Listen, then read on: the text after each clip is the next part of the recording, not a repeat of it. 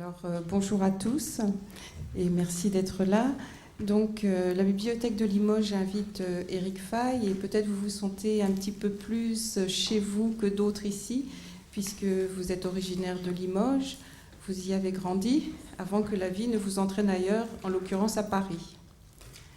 Et donc, ce dispositif montre que Éric Faye est l'auteur d'une œuvre dense, une vingtaine de livres qui se partagent entre romans, qui sont en général publiés chez Stock, de nombreuses nouvelles qui paraissent chez José Corti, des récits de voyage qui paraissent aussi chez Stock, et des essais, en général chez Corti aussi. Donc, votre actualité, Éric Faye, est à l'image de ces différentes orientations, puisque vous venez de faire paraître tout juste, paru chez José Corti, Devenir immortel et puis mourir, un recueil de 4 nouvelles. Je rappelle que vous êtes Grand Prix du roman de l'Académie française 2010 pour Nagasaki. Et entre ces 2 récentes publications, s'est infiltré un récit de voyage intitulé En descendant les fleuves, carnet de l'extrême-orient russe, un très beau récit que vous co-signez avec Christian Garcin et qui comporte quelques rares photographies, mais fort bien choisies. Alors, ce que je vous disais tout à l'heure, puisque nous avons un petit peu fait connaissance au préalable, c'est que vous avez écrit énormément de nouvelles. Donc, quand j'ai pris connaissance du dernier recueil, j'ai trouvé que dans ce recueil, il y avait une force nouvelle, quelque chose où je ne m'y attendais pas. Alors, je voudrais vous demander, pour introduire à cette actualité, en fait, comment est née la nouvelle qui s'intitule Devenir immortel et puis mourir. Le titre à lui seul raconte tellement de choses. Comment elle est née, cette nouvelle, qui est donc qui est peut-être même un mini-roman? Bonjour d'abord.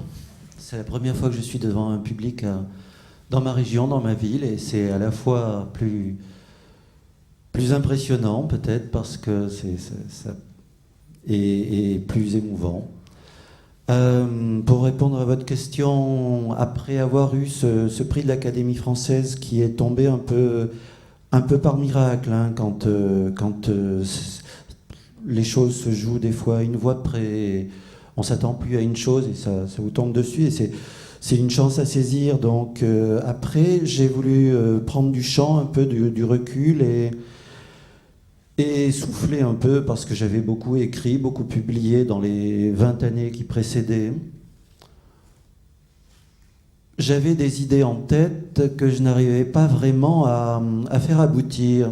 Il y a peut-être un certain essoufflement qui, à force d'avoir publié, d'avoir cherché des lecteurs et de m'être confronté à ce qu'on disait tout à l'heure, à la surabondance des publications, qui fait que on a beau avoir une bonne presse, parfois avoir des bons échos, il arrive que des textes auxquels on croit beaucoup passent sinon inaperçus, presque inaperçus. Et il y avait une sorte de découragement vis-à-vis de la pratique de la littérature qui commençait à poindre, et ce prix, quoi qu'on puisse penser, et quoi que j'ai pu penser par le passé des prix littéraires et tout le mal que j'ai pu en dire, quand ça vous arrive, ça fait du bien, parce que ça apporte beaucoup d'air frais, beaucoup de traductions, beaucoup de projets, même si les projets peuvent rester lettres mortes, des projets d'adaptation au cinéma, au théâtre, qui ensuite retombent dans les limbes, mais bon.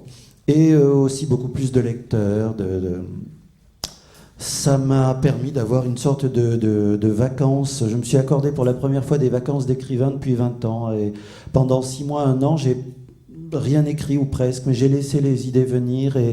Je crois qu'il y a eu une sorte d'envie de faire autre chose. Je me suis dit, ça marque une étape, c'est une encoche, une date importante, et je vais essayer d'aborder maintenant les choses peut-être différemment, avec plus de recul, plus de tranquillité et plus d'audace. Des fois, je ne sais pas, le manque de courage conjugué à une sorte d'hésitation, de doute sur soi, fait qu'on a parfois des projets en tête, mais il manque le déclic, la petite pousse petite poussée dans le dos et peut-être que là j'ai eu cette poussée dans le dos qui m'a dit allez vas-y. Et la nouvelle dont vous parlez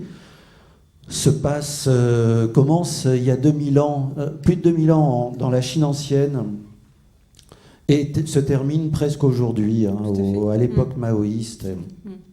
Et tout ça avec le même personnage. C'est ce qui est la spécificité de cette nouvelle, c'est qu'elle commence comme si c'était un roman historique, et petit à petit, on va s'apercevoir qu'il y a un grain de sable dans la réalité, que, eh bien, on n'est plus tout à fait dans un réel avec les codes habituels, mais que petit à petit, on s'aperçoit que ce personnage qui quête, c'était le premier empereur de Chine, le personnage central de ce récit.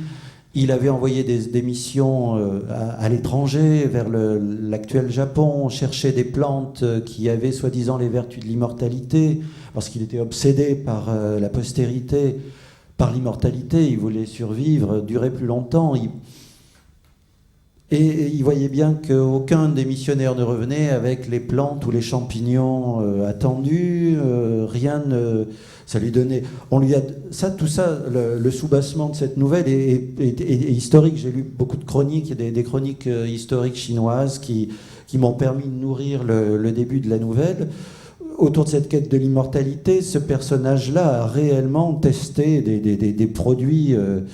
qui vous ferait passer l'arme à gauche très vite, quoi. C'est des potions avec des métaux lourds, des choses abominables. Il avait des maux d'estomac. Enfin, et tout ça ne se traduisait pas du tout par une sorte de regain de jeunesse. Et la nouvelle bascule peut-être progressivement dans la fable ou un certain fantastique, dans la mesure où ce personnage-là va s'apercevoir que c'est en cherchant, en attendant l'immortalité, qu'à son corps défendant, sans vraiment l'avoir compris, il devient immortel. Et il se met à traverser incompréhensiblement les époques. Voilà. Et ça me permettait d'aborder la littérature, le récit, la narration de façon très différente, et de faire une sorte en partant avec les apparences du récit historique, de basculer dans autre chose, et dans un traitement de la littérature, du récit, qui me plaisait beaucoup, qui me permettait de retrouver les recettes que j'utilisais autour du merveilleux, du fantastique. Ce que j'aime bien aussi comme lecteur, c'est beaucoup d'auteurs dont on a qualifié les écrits de réalisme magique. Voilà. Et j'étais en écrivant ce livre dans les récits que j'aime lire. D'accord, merci pour ces précisions. Alors, j'avais envie peut-être donner à entendre votre langue d'écriture, avec Nagasaki, qui est donc ce roman qui vous a valu le Grand Prix de l'Académie française. Alors, je vais peut-être résumer un petit peu le roman. Ça se passe au Japon. Le personnage principal est un homme. Célibataire, c'est important de le préciser, puis il vit donc seul chez lui, quand tout d'un coup il a des doutes sur ce qui se passe chez lui quand il n'y est pas. Il a le sentiment d'une intrusion, que des choses bougent, et c'est un homme qui a une vie assez routinière. Il est météorologue, et finalement il a tellement de doutes qu'il s'équipe d'un webcam pour observer ce qui se passe chez lui quand il n'y est pas. Alors c'est ce passage que Amélie Esbelin va vous lire.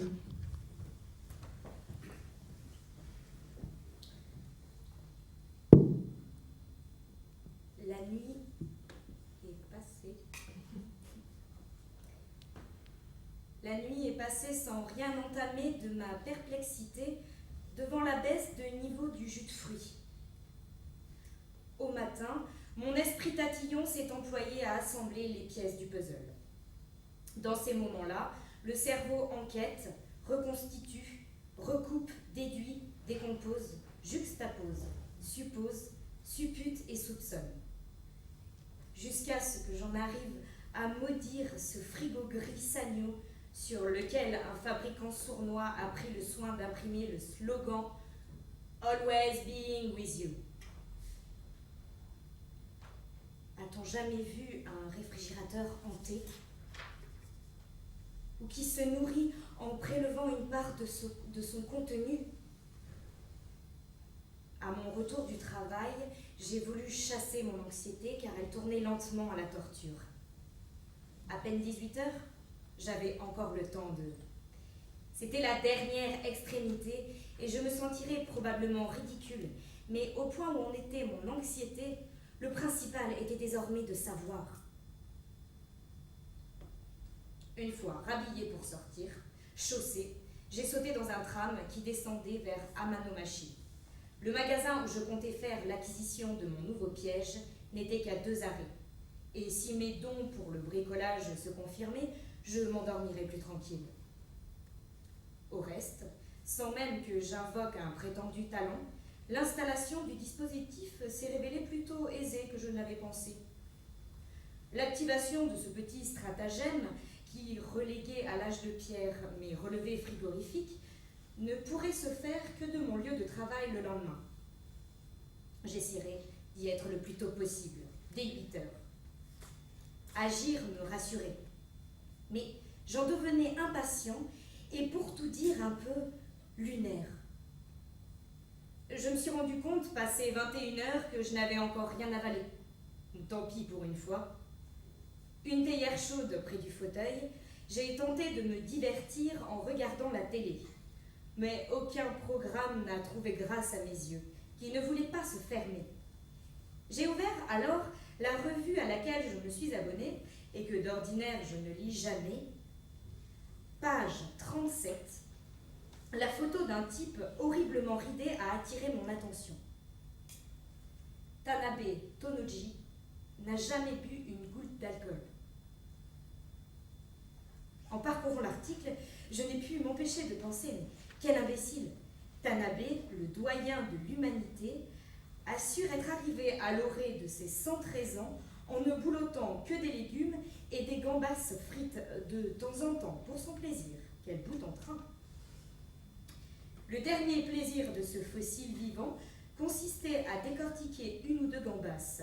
Il en mangeait d'ailleurs de moins en moins car la cuisine à l'huile ne lui réussissait pas. Pauvre Tanabe. Bientôt, tu seras accueilli au Nirvana et tout ira mieux, tu verras.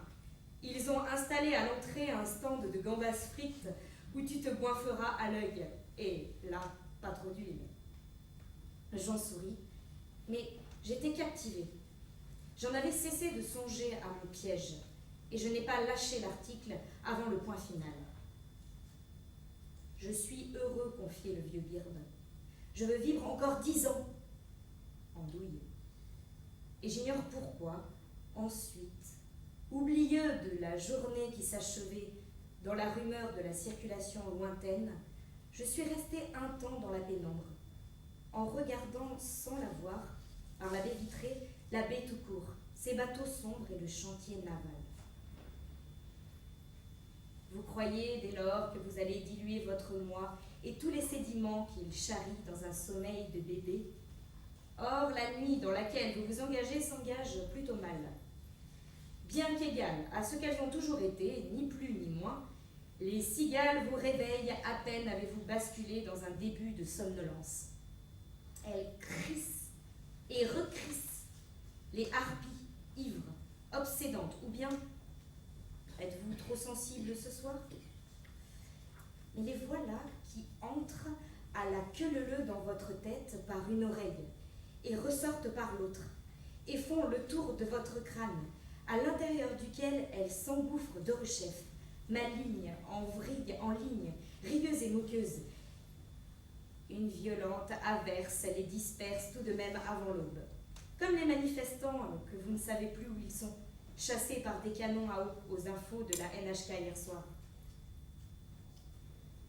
Mais comment vous assoupir en pensant qu'avec un simple double de clé,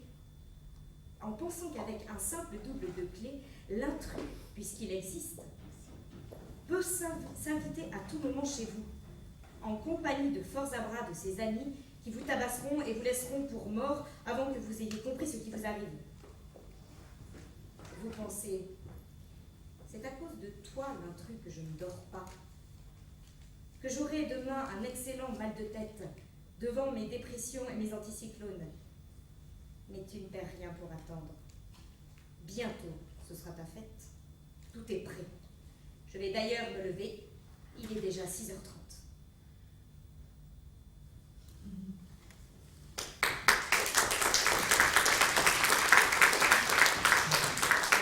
Merci. Entre l'évocation de la nouvelle précédemment et cette lecture, j'avais envie de vous dire, vous avez en partie répondu tout à l'heure en disant que vous écrivez la littérature que vous aimez lire. Vous écrivez toujours des récits qui emportent le lecteur, il lui fait faire des voyages dans l'espace. Nous allons avec vous au Japon, en Chine, en Amérique latine, dans le temps, avec l'histoire de l'empereur, et aussi purement dans l'imaginaire, puisque dans vos nouvelles et dans certains romans, on est dans le fantastique, c'est-à-dire que vous provoquez des situations impossibles, et c'est la base du récit. J'avais envie de vous demander, à cette table était récemment, par exemple, Laurent Mauvillier, lui, dont la littérature s'ancre beaucoup dans le réel, en collant au réel. Or, vous, il y a une échappée. Vous proposez au lecteur une échappée. Pourquoi vous revendiquez cette forme de littérature? Et aussi, comment s'est forgé cet imaginaire-là, chez vous? Il s'est forgé. Moi, je suis mal placé pour savoir comment les choses se forment, pour dire pourquoi j'écris et comment surtout j'écris, mais il s'est forgé d'abord par les lectures et puis le goût de la curiosité du monde, le goût des voyages. Et il se trouve que tout ça s'est conjugué pour moi dans un métier que je continue de pratiquer, qui est le journalisme, qui est la curiosité de l'actualité. Et le réel, en fait, me sert... En fait, j'y suis très attentif pour trouver régulièrement des faits divers qui peuvent servir de point de départ de nouvelles ou de romans, quoi. Et ça peut être de deux ordres, ça peut être des faits historiques, ça peut être des biographies, ça peut être des petits faits divers dont un élément va faire que je vais être bouleversé et qui va m'accrocher, je vais le découper et que quelques mois plus tard, j'en tirerai un récit. Dans Nagasaki, c'était le cas. Je travaille dans une agence de presse où je vois défiler jour après jour des flots d'informations. Des flots d'informations très institutionnels, très diplomatiques, ou des faits traités de façon, voilà, ce qu'on voit dans les informations du soir. Et puis il y a aussi des petits, ce qu'on appelle des insolites, des informations insolites. Et les bureaux du monde entier nous communiquent des nouvelles comme ça, bizarres, drôles, ou enfin qui ont toujours... C'est toujours le réel, comment dire, moi j'appelle ça le réalisme magique, mais c'est soit le réel fantastique, soit un réel qui sort de l'ordinaire. C'est-à-dire, et dans le fait divers que j'ai utilisé pour Nagasaki, on l'a un peu épluché là, par la lecture et par ce que vous en disiez. Cet homme découvre petit à petit qui... chez lui, vit en son absence une personne, une femme, qui a apparemment le même âge, qui est quinquagénaire comme lui, et il la voit évoluer dans sa cuisine depuis son lieu de travail, lui, à des kilomètres, si bien qu'un jour, instinctivement, il prévient la police en disant « Écoutez, il y a quelqu'un qui est chez moi », et qui intervenait chez moi à telle adresse. Et la femme, une fois que la police lui a mis la main sur l'épaule, passant aux aveux et racontant qu'elle n'était pas là de façon occasionnelle, elle explique qu'elle s'était installée chez cet homme car elle avait remarqué qu'il avait une pièce désaffectée avec les Japonais ont des... On ne peut pas tellement appeler ça placard pour nous, ce sont des panneaux coulissants dans le mur et c'est très profond, ça fait 1 mètre de profondeur, voire plus. On peut très bien, c'est un peu comme une petite cabine de bateau, on peut y dormir. Des placards profonds dans lesquels ils roulent leur futon et tout le matériel de literie. Et elle s'était, installée sur la planche supérieure, sur l'étagère. Et ce qui m'a, dans ce fait divers, ému le plus, c'est qu'elle a dit qu'elle était dans cet appartement de ville et dans cette pièce-là depuis 1 an.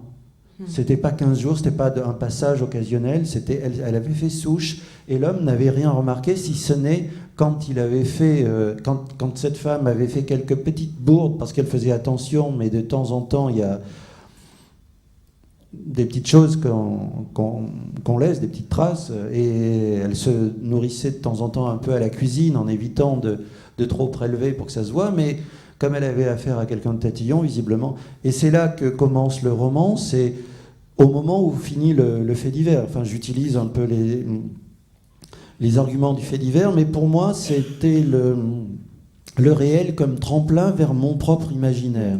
Ce qui est peut-être pas exactement le même traitement du réel que Laurent Mauvigné, qui lui aussi, je crois, utilise certains faits divers.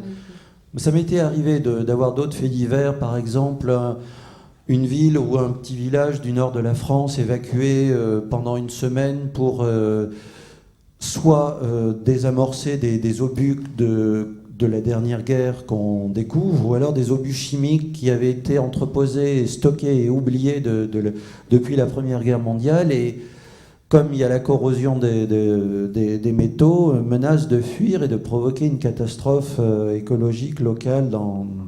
Et je l'avais utilisé, ce fait divers, en l'implantant dans Limousin. Oui. Bon, dans un décor personnel, imaginaire, mais qui me permettait d'habiter à nouveau des villages d'enfance où j'avais vécu.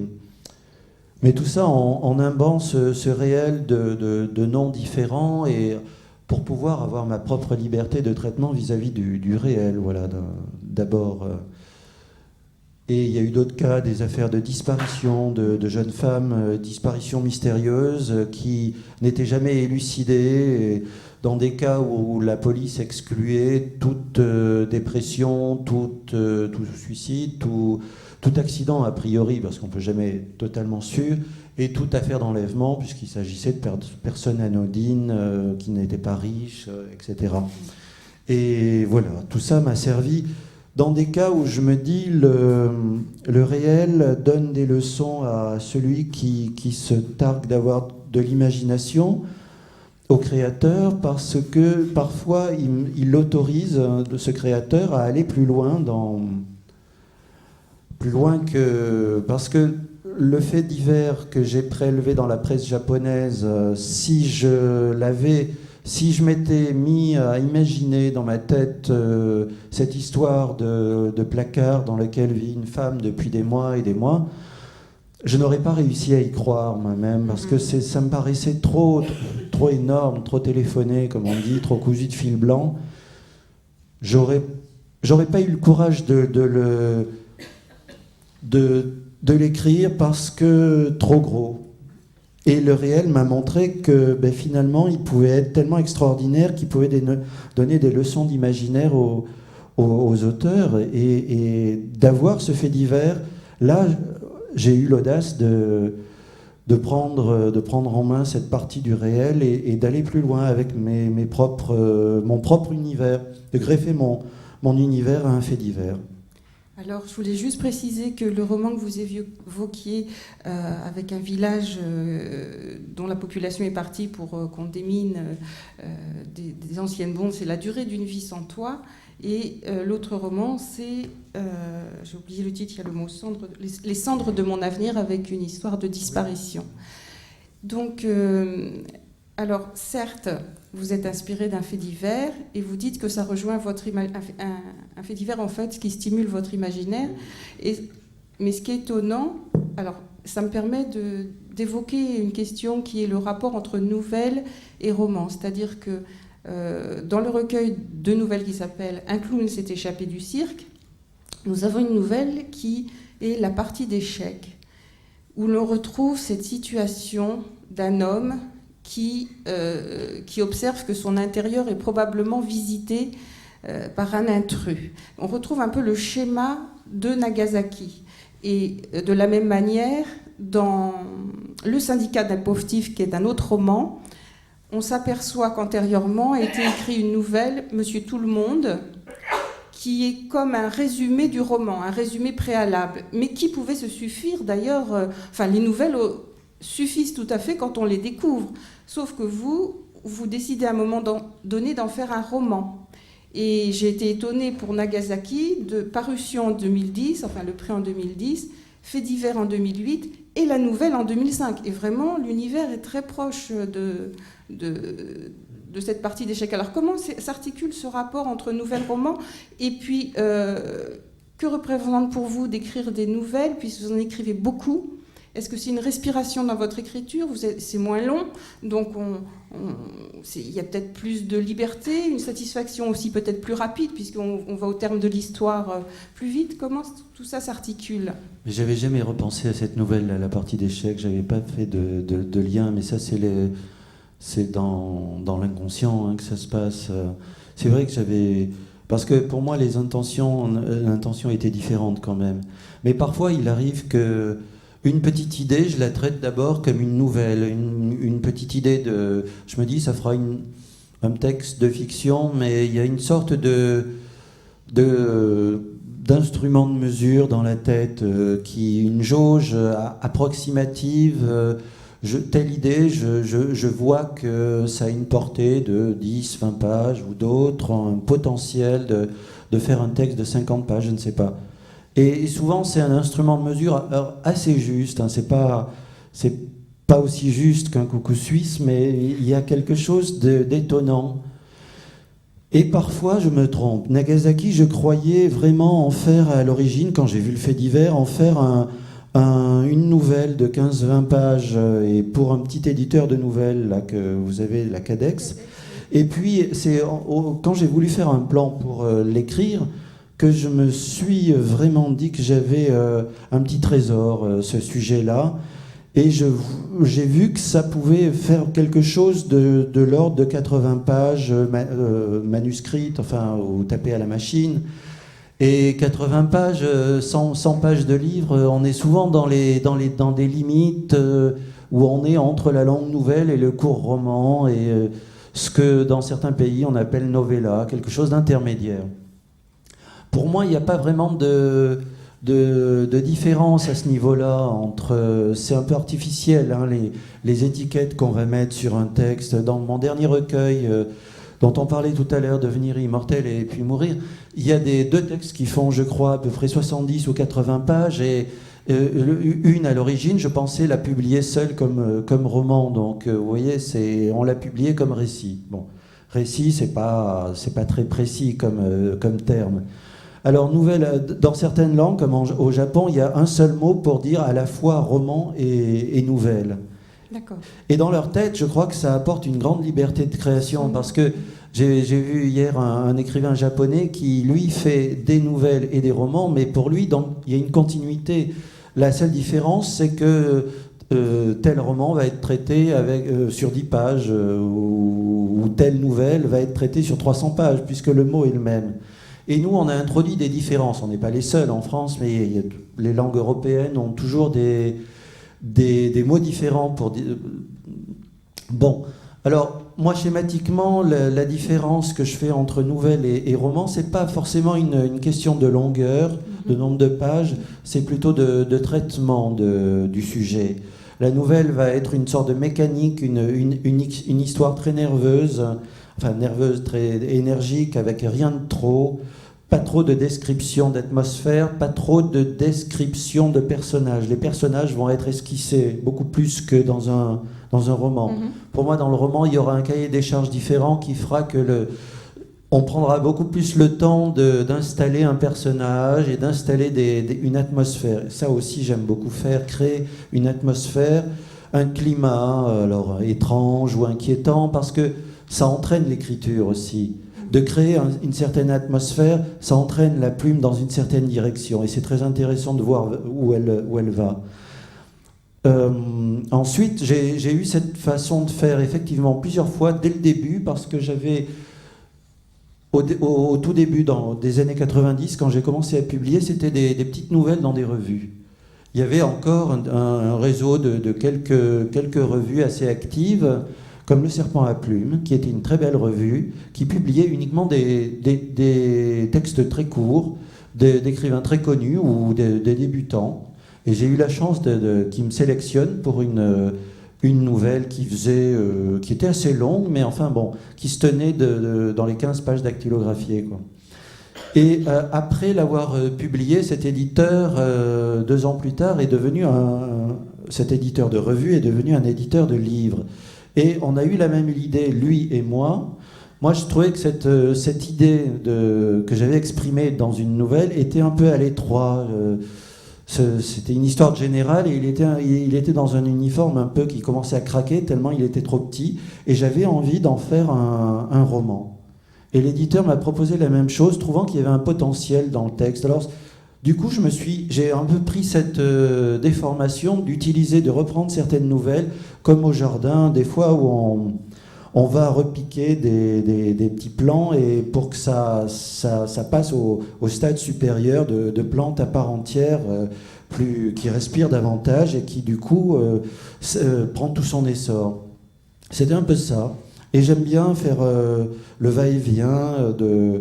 Pour moi, d'abord, il y a une idée va entraîner un certain nombre de pages. Donc le traitement va être soit celui d'une nouvelle avec une chute et avec une certaine nervosité, une écriture rapide, sans fioriture, et le roman va prendre beaucoup plus son temps et les personnages seront plus aboutis dans le traitement. Et j'avais écrit Nagasaki je l'ai traité pour moi comme une longue nouvelle. C'est l'éditeur qui a voulu mettre le label roman, et voilà, c'était son choix. Il a fort bien fait. Mais en fait, c'est plus proche du traitement de la nouvelle, parce que beaucoup de lecteurs m'ont dit ça aurait pu être, effectivement, aurait pu être un roman beaucoup plus développé. C'est vrai. Oui. Peut-être un jour, je reprendrai cette idée, si elle me trotte dans la tête. Il m'arrive des fois, 10 ans après, de reprendre une idée et de la retraiter différemment. C'est ce qui s'est passé avec le syndicat des pauvres types et le Monsieur Tout-le-Monde. Oui, il y avait cette sorte d'embryon là qui... Oui. Mais chaque fois, ça se fait, c'est par hasard. Hein. J'ai une idée et puis après, elle reste dans la tête. Et ce qui m'est arrivé aussi, c'est de faire une nouvelle autour d'un fait divers, de traiter un fait divers de disparition avec... je crois que vous n'avez pas c'est un recueil qui s'appelait les Lumières fossiles. La nouvelle principale traitait le fait divers sous un angle particulier. C'est le voisin c'était un personnage qui était interrogé dans les articles de presse que j'avais trouvés. C'était le voisin qui, lui, décrivait la femme disparue, qui donnait quelques indications. Et j'imaginais ce voisin face au vide de l'appartement d'en face, de cette femme qui, comme c'est souvent dans le cas à Paris, dans les grandes villes, n'avait pas fait attention à sa voisine et commence à faire attention à elle maintenant qu'elle a disparu. Et ayant une clé pour, pendant les vacances, arroser les plantes de sa voisine, revient sur les lieux et essaye de comprendre qui était cette femme et pourquoi et où est-ce qu'elle peut être, ce qui lui est arrivé. Et cette idée-là est restée, l'idée de ce fait divers, est restée dans le roman suivant. Je n'arrivais pas à passer à autre chose. Et cette fois, la perspective a changé. Et d'une longue nouvelle, j'ai fait un roman où la femme disparue prenait la parole, devenait la narratrice du livre. Et racontait les mois qui ont précédé sa décision de quitter le monde. Voilà. Alors, on a parlé beaucoup de faits divers, mais j'insiste, pour ceux qui ne connaissent pas encore les textes d'Éric Fay, on est vraiment transporté dans un ailleurs, même quand il s'agit d'un appartement tout à fait banal, qu'on peut s'imaginer banal. Il introduit des éléments d'étrangeté et on part ailleurs. Et je voudrais que Amélie nous lise un extrait de Croisière en mer de pluie. Et là, nous sommes on peut dire qu'on est dans le fantastique pur, puisque Michel Vivien, qui est le héros de ce livre, vit sur la Lune avec une communauté de scientifiques. Alors c'est un roman qui a aussi sa partie polar, puisqu'il y a un meurtre, mais dans ce roman, et là justement on peut voir ce qu'apporte le développement autour d'une écriture quand elle devient un roman, même si là j'ai pas lu de nouvelles en vis-à-vis, ça ouvre aussi des espaces autres à l'écriture, et notamment dans ce roman à la poésie, puisque les habitants de la Lune regardent la Terre depuis la Lune, et c'est ce passage qui est très beau, très poétique, vous allez l'entendre.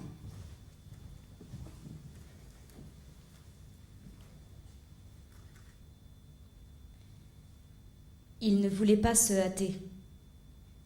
Il goûtait infiniment ses excursions en solitaire à l'écart de tout, avec une préférence pour les périodes de clair de terre, comme en ce moment.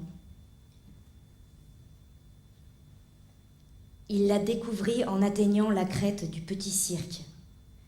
Une moitié d'orange bleu, tranchée par le fil des ténèbres très bas, juste au-dessous de l'horizon. Elle émergeait paisiblement. La nuit tombe sur l'Europe. Spirale dépressionnaire sur le centre atlantique, ils auront de la pluie après-demain. La Terre lui rappelait ces boules en émail cloisonnées que les Chinois glissent entre les doigts pour apaiser leurs esprits.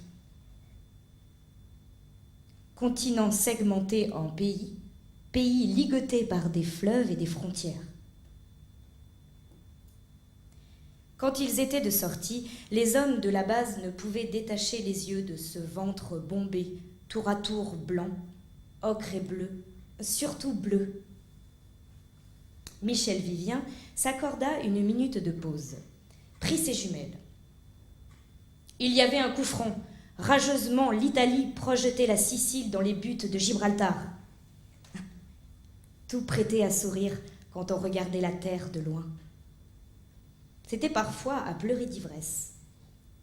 Japon, mèche rebelle sur le front de la Chine, Ceylan, fraîchement pondu par le sous-continent, et ce vieux Péloponnèse tripode et ridicule qui barbotait en faisant tanguer la crête. Ses yeux, hypnotisés, fixaient un point de l'orange. Ils se souvenaient de leur premier lever de terre, quelque temps après l'arrivée. La terre. Avec ces cyclones enroulés comme des boas, on aurait dit un nouveau-né tout souillé, expulsé des ténèbres. La terre l'avait sidéré. Il l'avait déjà vue fréquemment, mais jamais comme cette fois-là, elle n'était apparue aussi frêle. Comment se pouvait-il que des caravelles fussent partis pour des mois et des mois vers Hispaniola et Cipango il y a des siècles pour faire au bout du monde un si peu de chemin? Vivien apercevait la France. C'était sa chambre d'enfant puis de jeune homme. Avec autour la salle de séjour, le vestibule, le Chili, les États-Unis, les rues et le jardinet. Tous ces lieux où l'on croisait les adultes qu'avec le père on entendait discourir d'un air grave. Maintenant seulement, il avait le sentiment d'avoir quitté sa maison natale, tout en la distinguant encore, comme quand, en voiture, avant de tourner au coin de la rue, on salue de la main ceux qui vous aiment trop. Et cette planète roulait, emmitouflée dans ses dépressions. Sous son atmosphère et sa magnétosphère, elle avait tout d'une châtaigne au chaud dans sa bogue, attendant la bourrasque automnale qui la battrait.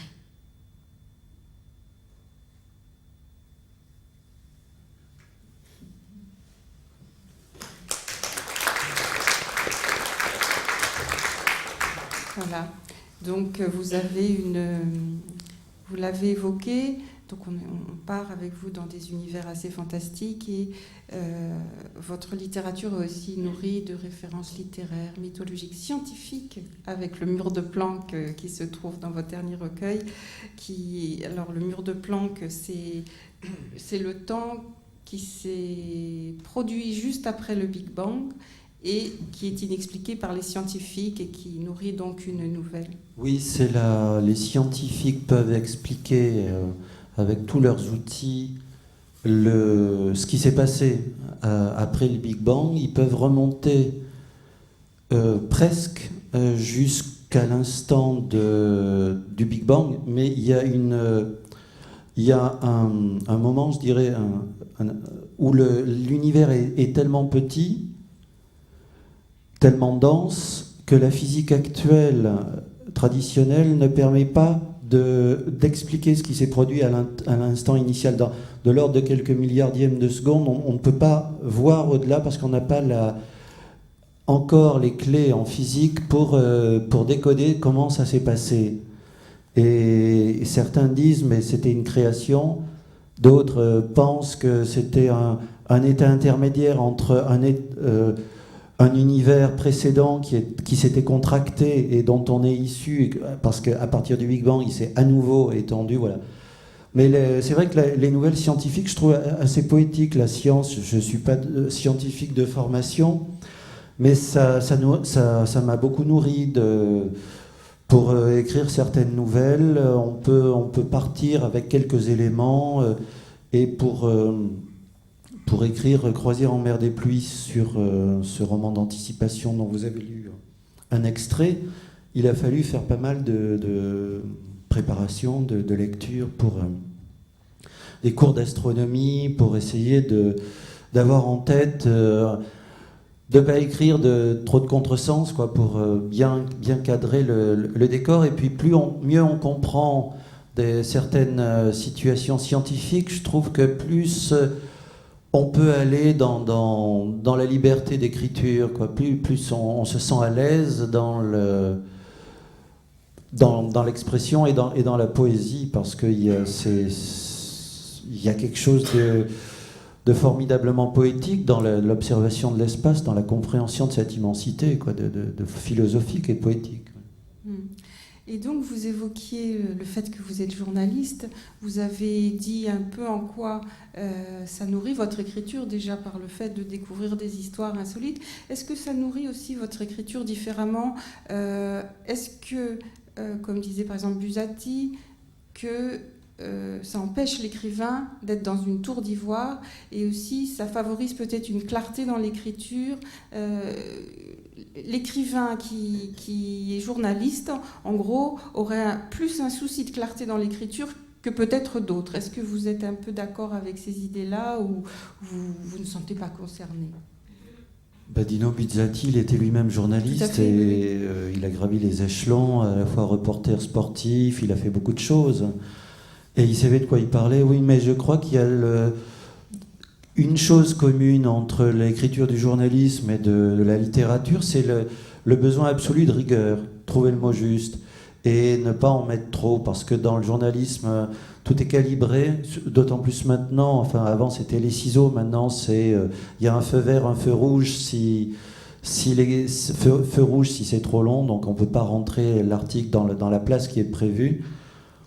Il y a ce besoin de concision qui est un formidable travail sur soi-même, hein, pour essayer de regarder ce qu'on fait et pas se laisser porter, se laisser bercer trop par les mots. Ça, c'est le socle commun, mais quand j'ai dû me mettre à mon premier livre, donc un essai littéraire, et quitter l'écriture d'agence de presse, qui est vraiment ce qu'il y a de plus concis, parce qu'il faut aller vite, on n'a pas beaucoup de temps, il faut donner très vite l'information avec le minimum de mots, et en même temps il faut être juste. J'ai eu une sorte de rééducation à faire moi-même, parce qu'avant j'aimais beaucoup écrire pour moi, et puis quand j'ai eu un premier contrat de livre avec un éditeur pour faire de la littérature, brutalement, ça m'a fait bizarre, parce que il y avait un formatage intérieur de cette écriture de la brièveté, et je n'aime pas trop l'écriture minimaliste, la sécheresse,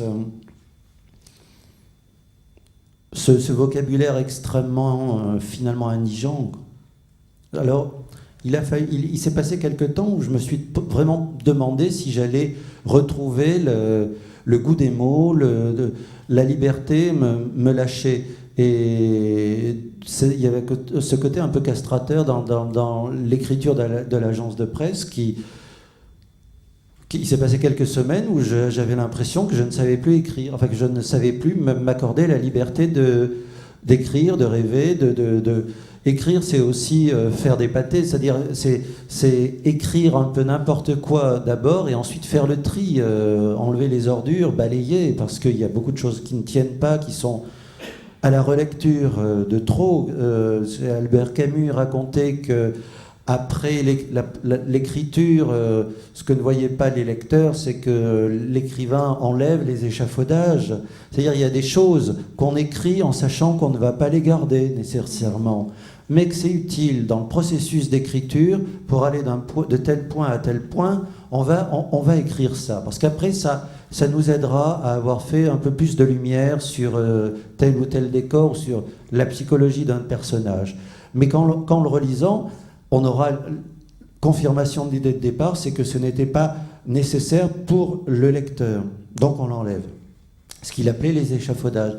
Et tout ce travail-là, c'est un travail qui est propre à l'écriture de livres, à l'écriture littéraire, et qui n'est plus du tout dans le temps du journalisme. Et c'est ce qui me permet, moi, de sauter de l'un à l'autre avec un grand plaisir. C'est le plaisir d'avoir deux vies, d'avoir deux formes d'écriture qui ont en commun des règles, la rigueur, le souci de vérité. Il ne faut pas utiliser un mot dans un sens... Enfin, il faut connaître vraiment le sens d'un mot avant de s'octroyer la liberté de créer des néologismes ou d'utiliser un mot dans une image où il aura un sens un peu différent. Il faut qu'il y ait ce souci de rigueur, d'utilisation du mot juste. Ça, le lecteur va le sentir. Ça se sent quand on lit un texte où on s'aperçoit que l'écrivain ne maîtrise pas bien son vocabulaire. Si il y a une sorte de flou dans sa tête et qu'il ne connaît pas trop le sens des mots, parce qu'il va y avoir des répétitions, des choses redites sous des formes différentes, et ça c'est pas très intéressant. Et voilà, je me suis égaré dans ce que je disais. Non. Voilà, en gros. Eh bien, puisqu'on en est à parler de l'écriture, est-ce que vous pourriez, Amélie, lire Gardien du phare, qui est extrait, donc la nouvelle s'intitule Le Gardien du phare, extrait d'un recueil intitulé Je suis le gardien du phare et autres nouvelles fantastiques. Et voilà, là on va nous parler des mots, justement.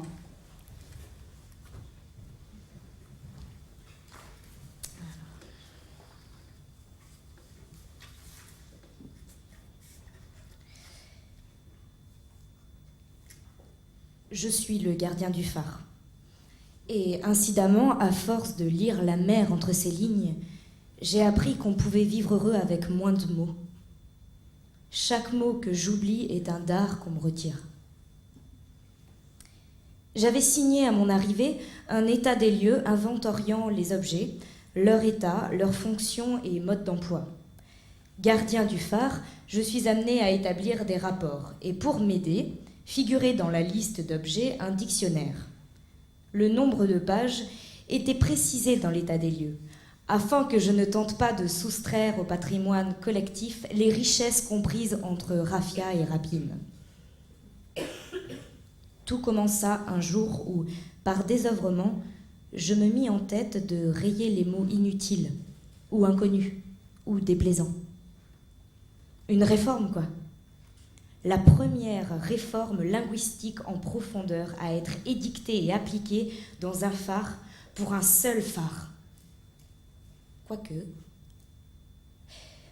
J'ignore quel fut le premier mot rayé, mais je sais que cela m'a repris un autre jour, longtemps plus tard, jusqu'à devenir une habitude, une opération concertée, un verbicide. Cela me reprit un jour de désœuvrement. J'en compte en moyenne 365 par an, et ce rendez-vous régulier me plut. Je m'adonnais méticuleusement à ce passe-temps.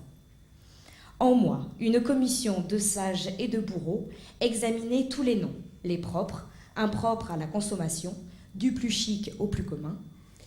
Elle condamnait ou acquittait, mais ne pouvait rester indifférente. Elle ne devait garder que l'essentiel. Un jour, la solution finale s'imposa. Depuis la passerelle, je précipitai dans l'écume ma langue maternelle, bien qu'amendée, amputée. Depuis ce jour, les mots s'échappent du dictionnaire et remontent à la surface. Ils peuplent la mer autour de moi. J'ai fui les mots en venant ici, et pourtant j'écris. Ils me servent encore. Fuis les mots des autres pour ne garder que les miens. Certains souriront en apprenant qu'avant d'échouer ici, j'ai collaboré à la rédaction d'un dictionnaire, celui-là même dont j'ai nourri les requins. À l'époque, je recherchais les mots, je les choyais, leur compagnie m'excitait. J'avais développé pour eux un odorat particulier. L'univers était en expansion quand je trouvais de nouveaux termes à définir. Aujourd'hui, il se contracte. Définir des mots que nous n'utiliserons jamais. Il me semblait que tous mes collègues et moi, nous allions embaumer ces mots, qu'ils étaient nombreux les mots à l'hospice, à deux doigts d'expirer. Nous les sauvions. Imaginez un terme qui ne sert plus, au hasard, seul, poussé dans ses retranchements. Il attend qu'on l'appelle. Hep, hé, Ribifort, viens là que ça saute. Mais on ne s'intéresse pas à Ribifort. C'est triste. C'est à pleurer. Ribifort est là d'attendre. Il dort sous les ponts qui relient les hommes maussades. Mes prédécesseurs ont amassé rapport après rapport, et les 2 premiers étages du phare en sont emplis. Ils sont devenus inaccessibles. En vertu de la loi, il est interdit de lire ou de détruire un rapport avant 150 ans. Au rythme actuel, le 3e niveau disparaîtra sous la masse de papier dans 30 ans. Le niveau 4 dans 70, le dernier dans un peu plus d'un siècle, voire avant si mes successeurs sont en verve. Un jour ou l'autre, l'un d'eux, acculé au sommet par ses propres écrits, plongera dans la mer. Où sera-t-il étouffé par ses feuilles? Pas moyen d'y mettre le feu, à cause de l'humidité. Et puis brûler à la fois le phare et la bibliothèque d'Alexandrie, en un point où personne ne le verrait ni ne le saurait, ce serait gaspiller de l'histoire, balancer du mythe par la fenêtre. Quant à moi, il me plaît d'écrire pour ceux de mes lecteurs que je préfère. À certaines heures, tout paraît limpide. Je ne suis là que pour ça. Un jour, on se dit qu'il ne reste plus qu'une affaire à expédier. Laisser une empreinte, comme le font les escargots ou les bisons. Rien n'est plus simple pour eux. L'homme, lui, doit tremper son doigt dans l'encre avec génie, c'est tout. Il fallait fuir pour ne plus garder auprès de moi que les mots les plus utiles.